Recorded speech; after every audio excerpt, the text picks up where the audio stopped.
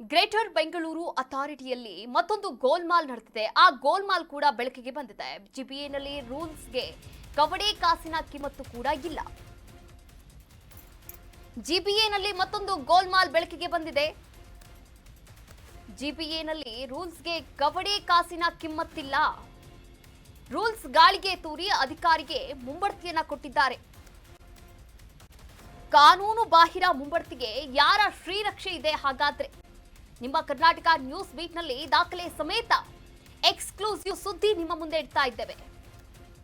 Greater Bengaluru authority ಹೇಳೋಕೆ GBA, ಆದ್ರೆ ಮಾಡೋದೆಲ್ಲ ಬರೀ ಗೋಲ್ಮಾಲ್. ಎಸ್, ಅಂತದ್ದೇ ಮತ್ತೊಂದು ಗೋಲ್ಮಾಲ್ ಬೆಳಕಿಗೆ ಬಂದಿರುವಂತದ್ದು. ನೀವು ಕೂಡ ದೃಶ್ಯಾವಳಿಗಳಲ್ಲಿ ಗಮನಿಸ್ತಾ ಇದ್ದೀರಾ. ಕರ್ನಾಟಕ ನ್ಯೂಸ್ ಬೀಟ್ನ ಎಕ್ಸ್ಕ್ಲೂಸಿವ್ ಸ್ಟೋರಿ ನಿಮ್ಮ ಮುಂದೆ ಇಡ್ತಾ ಇರುವಂತದ್ದು.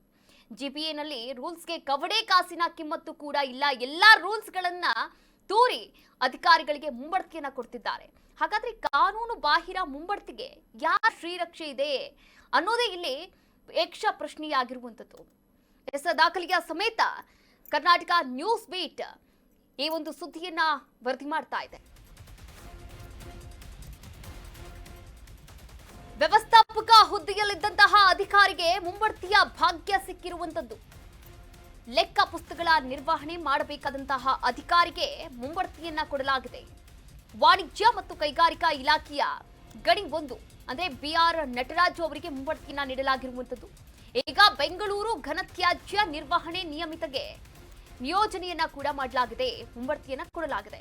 ಸಹಾಯಕ ಕಾರ್ಯನಿರ್ವಾಹಕ ಅಭಿಯಂತರ ಹುದ್ದೆಗೆ ನಿಯೋಜನೆಯನ್ನ ಮಾಡಲಾಗಿರುವಂತದ್ದು. ವ್ಯವಸ್ಥಾಪಕ ಹುದ್ದೆಯಲ್ಲಿದ್ದಂತಹ ನಟರಾಜ್ಗೆ ಮುಂಬಡ್ತಿಯನ್ನ ಕೊಟ್ಟಿದೆ ಜಿಬಿಎ. ಮುಂಬಡ್ತಿ ಪಡೆಯೋಕೆ ತಾಂತ್ರಿಕ ನೈಪುಣ್ಯತೆಯನ್ನ ಹೊಂದಿದ್ದಾರಾ ಹಾಗಾದ್ರೆ ಈ ಅಧಿಕಾರಿ ಅನ್ನೋದು ಇಲ್ಲಿ ಯಕ್ಷ ಪ್ರಶ್ನೆಯಾಗಿರುವಂತದ್ದು. ನೋಡಿ, ಅಭಿಯಂತರರ ಹುದ್ದೆಗೆ ನಿಯೋಜನೆ ಎಷ್ಟು ಸಮಂಜಸ. ನಗರಾಭಿವೃದ್ಧಿ ಇಲಾಖೆಗೆ ಸಂಬಂಧಪಟ್ಟಂತಹ ಘನತ್ಯಾಜ್ಯ ನಿರ್ವಹಣೆ ಇದಾಗಿದೆ. ಆದ್ರೆ ನಟರಾಜ್ ಅವರನ್ನ ಇದ್ದಕ್ಕಿದ್ದ ಹಾಗೆ ಮುಂಬಡ್ತಿಯನ್ನ ಕೊಡೋಕೆ ಕಾರಣ ಏನು? ಸಹಾಯಕ ಕಾರ್ಯನಿರ್ವಾಹಕ ಅಭಿಯಂತರ ಹುದ್ದೆಗೆ ನಿಯೋಜನೆ ಮಾಡಿದ್ದಾದ್ರೂ ಯಾಕೆ ಎನ್ನುವಂತಹ ಪ್ರಶ್ನೆ ಇಲ್ಲಿ ಕಾಡ್ತಾ ಇರುವಂತದ್ದು. ವ್ಯವಸ್ಥಾಪಕ ಹುದ್ದೆಯಲ್ಲಿದ್ರು ನಟರಾಜ್, ಆದ್ರೆ ಇದ್ದಕ್ಕಿದ್ದ ಹಾಗೆ ಮುಂಬಡ್ತಿಯನ್ನ ಕೊಟ್ಟಿದೆ ಜಿಬಿಎ. ಮುಂಬಡ್ತಿ ಪಡೆಯೋಕೆ ತಾಂತ್ರಿಕವಾದಂತಹ ನೈಪುಣ್ಯತೆ ಬೇಕು. ಆದ್ರೆ ಆ ನೈಪುಣ್ಯತೆ, ಆ ಇಂಟೆಲಿಜೆನ್ಸ್ ಇವರಿಗೆ ಇದೆಯಾ ಅನ್ನೋದು ಇಲ್ಲಿ ಪ್ರಶ್ನೆಯಾಗಿದೆ.